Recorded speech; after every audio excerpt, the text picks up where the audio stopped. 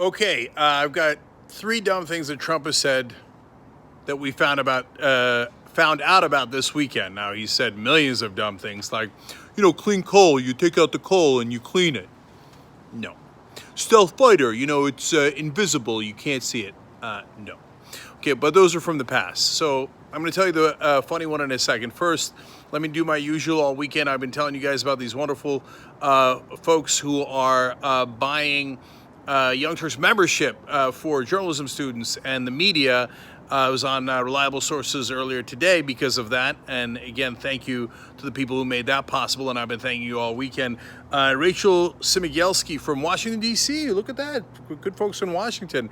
Just gave $150 and she'll be getting a T-shirt. And that's an exclusive T-shirt for this campaign. Anonymous member also gave money.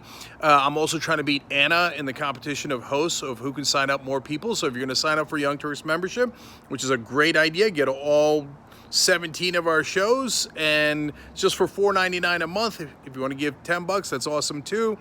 Anyways, that's at tyt.com/jank. And Jank is obviously spelled C-E-N-K. That's obvious to no one unless you watch the Young Turks. Anyway, tyt.com/Jank to sign up for membership. Okay, first a funny one.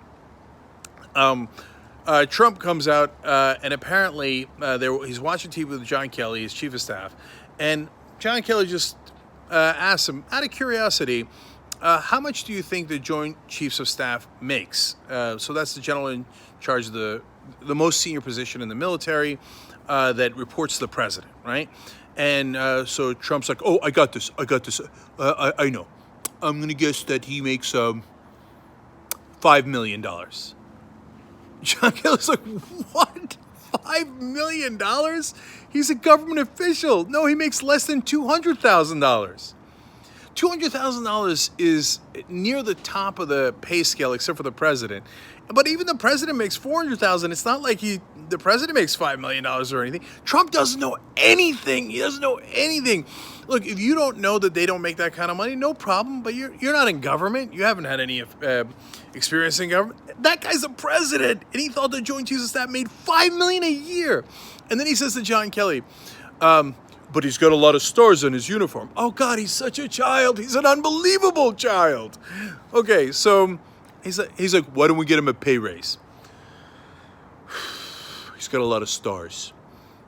Not how it works. Okay, anyway, so now let's get on to the important stuff. One is he's talking about, apparently in 2017, Axios reporting it this weekend, talking to the Prime Minister of Iraq, who I don't have to tell you is Haider al-Abadi. Okay, anyways, it's a funny name. Abadi, sorry, Haider al-Abadi. Okay, look at me making fun of names with a name like Cenk Uygur. Anyway, but if I was president, I wouldn't make fun of his name, for example, right? I would have a very serious conversation with him. Now, Trump's having a conversation with him, and he says at the end, so how about you give us the oil? And everybody on the line on the U.S. side is like, no, don't say that. Don't say that. You can't ask the prime minister of another country to give you their oil. So H.R. McMaster, who at the time was the national security advisor and a former general, said, according to the source talking to Axios, sir, we can't do this. This is after the call, obviously, and you shouldn't talk about it because talking about it is just bad. He's trying to explain it in language that Trump might understand. He said, it's bad for America's reputation. It'll spook allies. It scares everybody, and it makes us look like, I don't remember if he used words this harsh, the source says, like criminals and thieves. But that was the point he was trying to get across. You won't be able to do it anyway. You'll harm our reputation and your own reputation just from talking about it. Yeah, you can't say, hey, we helped you. Why don't you just give us your oil? That's not how it works. Remember, we were going over there theoretically to give them freedom. That was at least our excuse for it. And yeah, maybe you get oil contracts for American companies, which I can't stand that ideology. And but you don't just say, hey, you give me your oil, me take it. Because that is what criminals and thieves do. Well, there's a reason why Trump suggested it, because he's a lifelong criminal. if you'll notice, H.R. McMaster no longer is National Security Advisor. Me no like him correcting me. Me want to steal Iraq oil. But this funny thing about it is, like, they said all the officials in the room were horrified. But why are you guys horrified? You know why? Because they didn't believe him.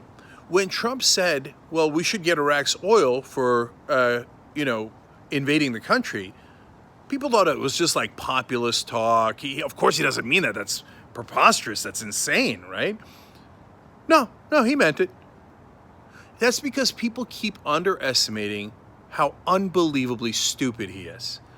Which real person who's, again, understands politics enough to be president thinks that another country is just going to give you their oil, just going to give it to you because you invaded them? Yeah, your knucklehead idiot voters that go to your rallies are like, yeah, we get oil.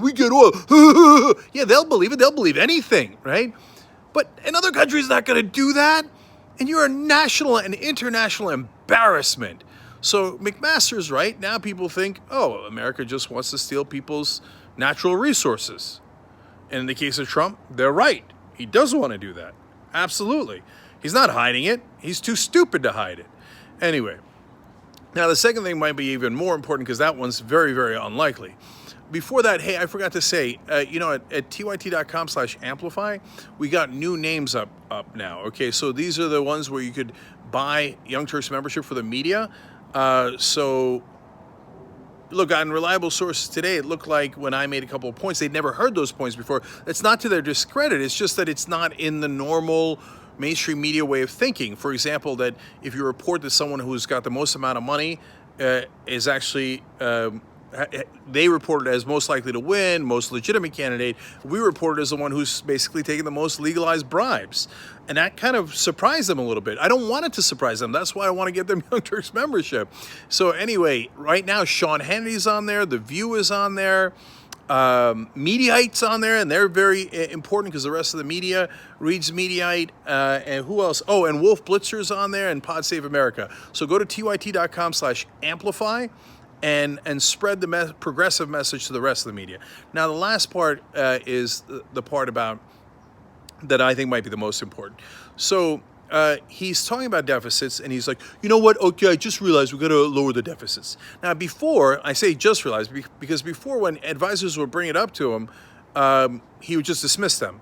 He would tell Gary Cohn, his top economic advisor, just run the presses, okay? Even recently, he told Bob Corker, a retiring senator, Republican senator from Tennessee, while playing golf with him, Corker's like, hey, we got to do something about the deficit. And Trump's like, people like their money. And he was done with it. But now he wants to do something about it. Why? Because it's embarrassing how out of control the deficit is. He said that he would get the deficit and the debt under control.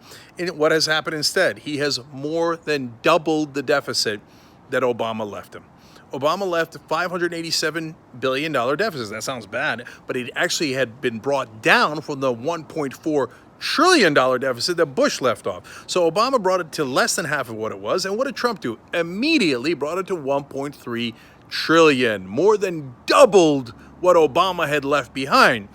And why? Run the presses, run the presses. You don't just run the printing presses and print more money, you moron. That'll destroy the world economy if you do that too much, because it'll devalue the dollar. It'll cause a potential collapse here and across the world. But of course, he's a blithering idiot. He doesn't know anything about economics. Why do you think he bankrupted himself 6 different times? He's like, that's smart business. No, it's not. Going bankrupt is not smart business. I can't believe people took that seriously. Going bankrupt 6 times is the exact opposite of smart business. He doesn't know that you can't just print money endlessly. All right, so now he realizes, we got a deficit problem. So what's the solution? Let's cut defense 2%, everything else 5%. You know how much money that would save? $70 billion. Okay, what are you going to do with the other 1.3 trillion? It doesn't solve a damn thing. It doesn't even come close to solving anything. Okay, so they're like, Mr. President, number one, you're going to have trouble cutting everything 5%. Number two, the only way we're going to get this deficit under control is maybe raising taxes.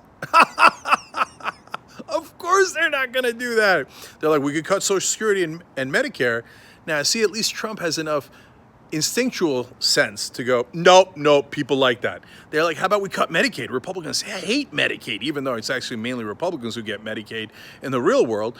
He's like, nah, I don't know about that. Maybe we could cut it a little bit, but people kind of like Medicaid too. They're like, well, we should attack Medicare for all. He's like, no, don't attack Medicare for all.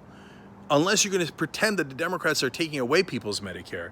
And that was the conclusion that they came to, because he's like, Medicare is really popular. If we attack Medicare for all, we'll lose. See, that's the interesting part. As dumb as he is on understanding economic concepts, world concepts, foreign policy concepts, part of the reason that he won is because he understands simple things like, hey, people like Social Security and Medicare. For all the brilliant folks in Washington, or people who think they're brilliant, for example, establishment Democrats, they don't understand something as simple as, hey, you know what?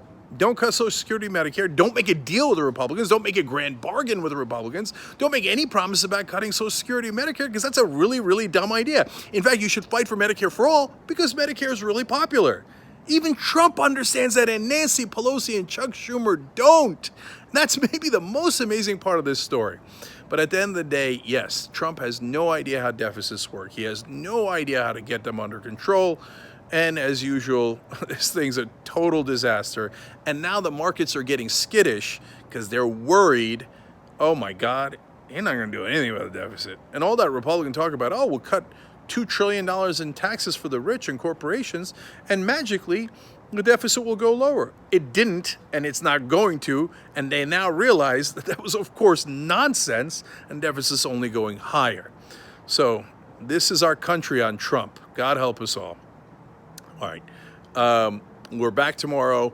We got a show live, as always, of course, 6 to 8 p.m. Eastern on tyt.com/live. We'll see you guys there.